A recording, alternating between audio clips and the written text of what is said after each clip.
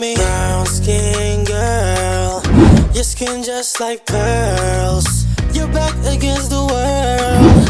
I never trade you for anybody else. Say brown. What's up, divas? Hope you're all good. So today's video is going to be a meal prep with me. Oh, this light is not the best. Oh, don't worry about the shiny forehead because it's my moisturizer. So today's video is going to be a meal prep because I will be working for the next 4 days. So I just want to give you a little look as to how I prep my meals and what I be eating. For the most part, it's not keto, but it's partial keto, I guess you can call it. I don't always eat starch, so I try to leave out as much starch as possible. However, I do incorporate some vegetables that are a little bit on the starchy side just to give me some pep. And if I want a slice of pizza or a burger, I'm gonna have that every once in a while, but it's nothing on a regular. So today's video, like I said, is gonna be a meal prep, and hope you all stick around and enjoy. If you don't already know, my name is Natasha, and so let's just get into this video. So I have laid out all the ingredients for you.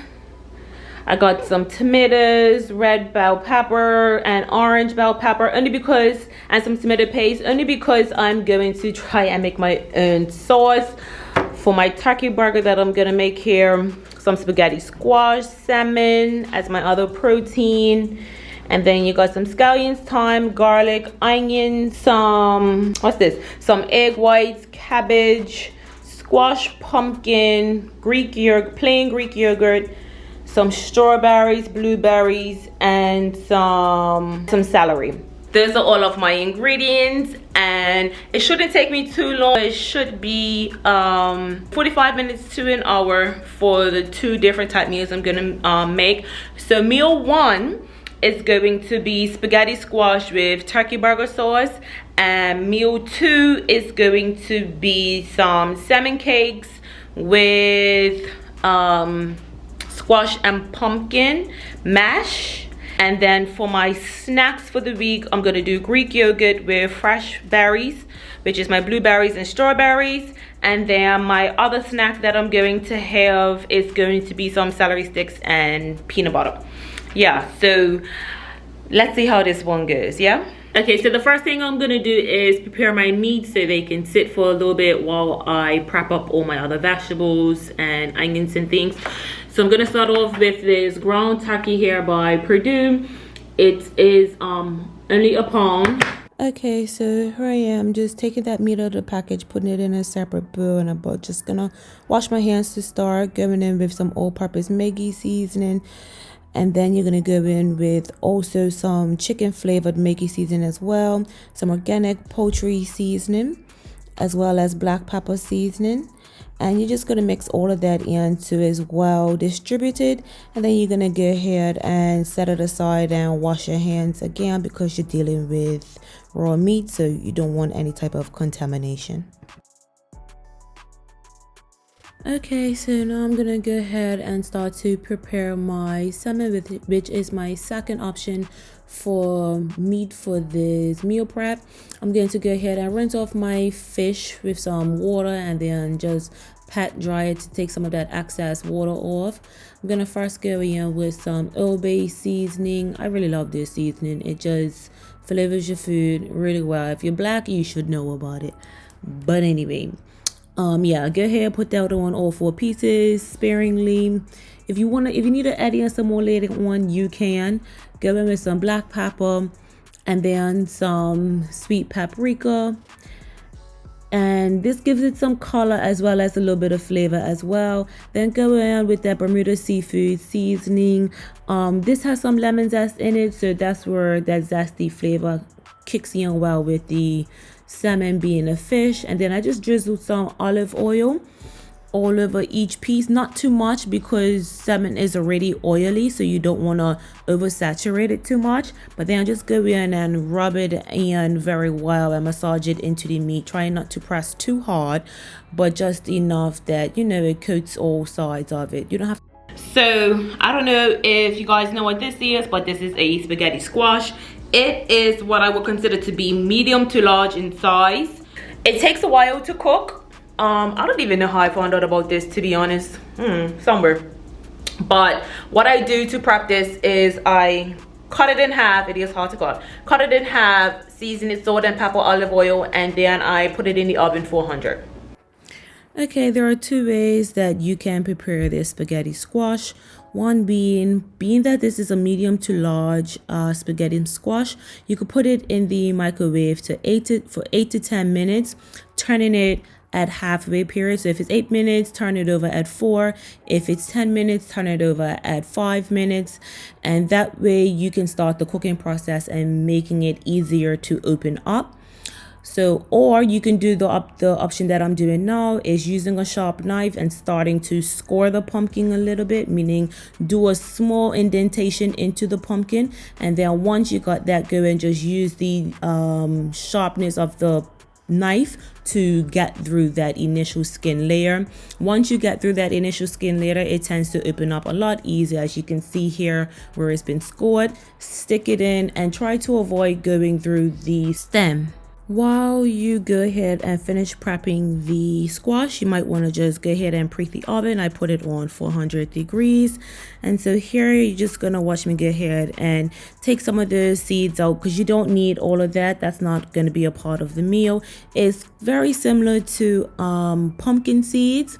But of course, this is squash, so that's how it's gonna look. You want to drizzle some olive oil all over it, then use your hand and just rub it around the outsides and the inside, just so it don't burn too much, even though it's pumpkin, and it will create some liquid itself. I'm gonna go in with a little bit of black pepper on both of them, and then I'm going with some Himalayan pink salt. You can use whatever salt you want. This is just my salt of preference. And you can be a little bit heavy-handed with the salt, only because it's going to bring a lot of flavor to it. I'm going in with some parchment paper now to protect my pan. You can use any pan that you wish to use. Take those two squash, place them upside down. This creates a pocket of heat. Put it in the oven and press start and let it cook for 40 minutes. I'm now going to start to prepare that squash. So I just cut off one end, because this is a leftover piece that I had from some soup that I made. You're going to then take out the seeds of that pumpkin, and then I just like to trim off the sides of that little piece of pumpkin that I have. I do take off the skin off of the squash because it just makes for easy preparation. Once it's cooked, I don't have to worry about trying to scoop that squash or separate the squash from the skin once it's finished cooking. So I do that, chop it up in some smaller sizes just so that it cooks a little bit faster, because it's very solid. Place it in a Pyrex dish or pan, whatever you have. Once you do that, go ahead and drizzle it with some olive oil and some more salt and pepper. And yeah, you guys are good to go. Because that's all I put when I roast them, because these are going to end up going in the oven. I then go ahead and get some foil and tightly wrap that celery over that dish, so that it's pretty much gonna keep all that heat in. And I just add that to the pumpkin squash that's already in the oven. I'm gonna go ahead and start to prepare my onions and peppers and garlic, tomato and tomato paste for that turkey burger that I'm going to be cooking. So I just finally dice up everything, each one individually. And it wasn't until after I got going that I actually realized that I didn't have to cut it up so small.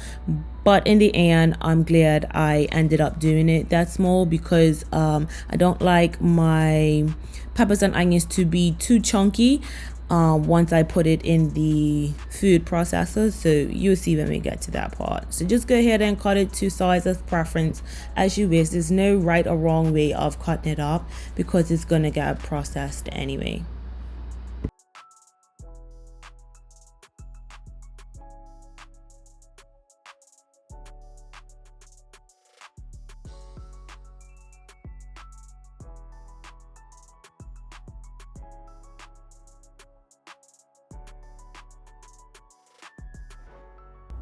Now this is a food processor that I will be using. It's by Oyster. When I say I got it from Amazon or at a local store here called Masters. I'm not quite sure where I got it from, but if I find it on Amazon, I'll definitely link it down below. Very handy. I use it quite often. Very inexpensive as well, so you ain't gotta come out of pocket for it as well. As you can see, I'm just pressing down on the top button, and that can get it to the texture that you would like. I would say pulse it as opposed to holding it down when you're doing your processing. Then I'm going to add that processed tomato that I just now done to the tomato paste, and I'm gonna throw in the sprigs of thyme, fresh thyme, and I'm just adding some sugar because generally tomatoes are very bitter and acidic, so adding that sugar will help balance it out a lot. So you just go ahead, stir that around, mix it all up, and this is what it should start turning out to be like. I'm then going to go ahead and start adding in my seasonings. So the first one that I'm gonna go in with is this Himalayan pink salt. Again, as I said earlier, you could use whichever salt that you want. It really doesn't matter. And then some black pepper. It could be ground pepper if you wish. And then I'm gonna go in with some garlic powder and onion powder to flavor as well. I say use a little bit, taste it. If you need some more, add some more. So don't be too heavy-handed on that side. This is how your meat is gonna look after you prepare that. And then you're gonna add the sauce that you just made to it, and you're gonna mix all of that around. As you can see, I did leave in the thyme. It's just gonna help keep that flavor profile going throughout because I don't want to take it out too soon. I'm a time liver, so the longer it stays in, the better. That's going to be your final product of your meat. Take that out, set it aside until you're ready for it. While I was preparing all of that, I did go ahead and take my squash and pumpkin out of the oven so it can begin to cool down a little bit, but not for too long, because once I take it out of this dish, I'm gonna put it in this bowl that you see here, because we're gonna go ahead and mash it.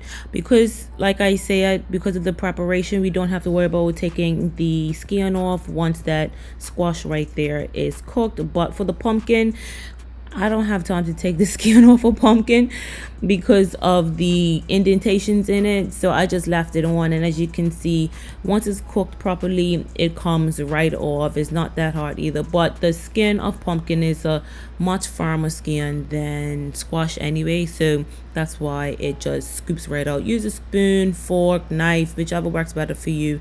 I just use the spoon because it's safe and easier, less chance of me cutting my fingers, right?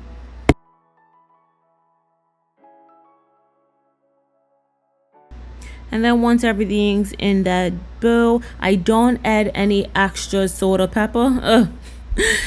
This steam is fogging up my camera. But I don't add in any extra salt or pepper. The flavor profile is just enough. And so I just mash everything together. You can mash as long as you want till you get the texture that you want. I like to have some chunks in my squash mash, and must I say, it came out so good. And once that's done, just place it over to the side. Go ahead and heat up a skillet with some oil in it, using your oil of preference. I put the salmon skin side down, but I should have placed it on the meaty side first, only because that skin starts to shrink. And so when you turn it over on the opposite side, it doesn't lay very flat in the pan, but it's fine. It's still gonna cook. Once you see the meat still turning a little light pink in color, then you could go ahead and flip it over. That means that it's halfway cooked through. Be mindful when you're cooking your salmon, depending on the size of it, that specifically for this dish, you don't want to overcook the salmon because we still then have to fry it again a second time. So I cooked it to about a medium doneness. So once the salmon was finished, I just left it to cool down, and now I'm just gonna ahead and preparing one of these snacks that I'll be taking with me. So I did 2 full scoops and 1/2 scoop into each container, and now I'm just cutting off the stems of the strawberries. I cut the strawberries into 4, and then I just evenly placed it inside of the dishes. You can cut them in any size that you want. I just wanted smaller bite sizes. I go ahead and add some blueberries to that after that, and then I'm going to go in with some stevia. Now, people, you can use whatever sweetener you want. If you want to use a sweetener, I use 1 package per container. If you want, you can use honey. This is just my preference. And then set that aside as well. Once that salmon had cooled down a little bit in the frying pan, I then took it out and I just let it rest on a chopping board. Now you have the option of cutting up all your onions and peppers all at one time and just dividing out the portions. Some of that portion to go into your sauce and some of it to go into your salmon mixture. I didn't do that. I did it separately. I wasn't even thinking about it at that point. So here I am just going in and cutting up some more peppers, onions, scallions, and some garlic. Once you finish chopping up everything, now that salmon should be cooled down enough. It has some steam, but it's really not that hot. And as you can see, the skin is just coming off nice and easily. It separates from the base of that salmon very well. And so you just use a fork, a spoon, the dough side of a knife, whatever works best for you. I just had the fork, so that's what I chose to use. And now I'm just gonna go ahead and break it up some with that fork before I go ahead and mix it all together with the peppers and onions and everything that I just cut up. I'm now gonna take what I just now pre-shredded, I guess you could call it shredded, place it in that bowl. Ha! Spilled it. No big deal. I took that, added it to the bowl, all of the onions and peppers I just cut up. I use egg whites as my binder because, as I said earlier, I'm doing modified keto. So now I'm gonna go in with some all-purpose Maggi seasoning to flavor it up some more outside of the salt and pepper that I would have already added. So this is just adding in some more depths of flavor to it. I just went in with my hand because, listen, I was getting tired of washing dishes. I was trying to keep the kitchen as clean as possible. You then see me go in with some cheese, and that's just added flavor as well. And I added not really a texture, but texture as well. Mix that all up until satisfied. Now we're gonna go ahead and start frying up the salmon cake. So I put a little bit more olive oil inside of my heated skillet, and then you can make these salmon cakes whatever size that you want. I dipped it up in my hand, pretty much hand size salmon cakes. I wanted more so a meaty size salmon cake, and that's about it. I have a large size skillet, so I fed 1, 2, 3, 4, 5, 6 in the skillet at a time, and you just want to fry them to the nice and golden brown on each side.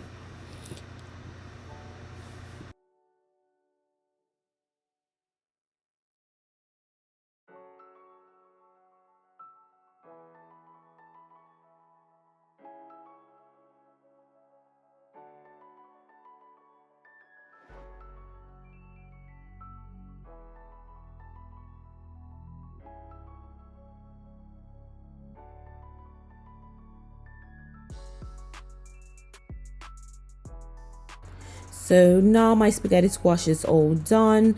I took it out of the oven and let it rest for a little bit because it comes out very, very hot. As you can see, I'm flaking it up a little bit with that fork. I had to cook it twice. First time for 40 minutes, then I put it back in for another 20 minutes because of the size. It wasn't completely cooked through. I went ahead and divvied it up in between the 4 containers, roughly about a half of a side per container. That's how I got my 4 dishes. Added some extra salt and pepper, and then go ahead and evenly distribute that turkey burger throughout the 4. So yeah guys, this is gonna be my meal prep for the next 4 days. I think I'm going to have the turkey burger and spaghetti squash for my dinner. I'll take the yogurt and fruit for my snack while I'm at work. And I usually take 2 snacks for when I'm at work, as well as I'm gonna take the celery sticks and I'm gonna add some peanut butter with that. And then I'm going to have this squash and pumpkin mash with the, I'm gonna have the squash and pumpkin mash and the salmon cakes for my dinner.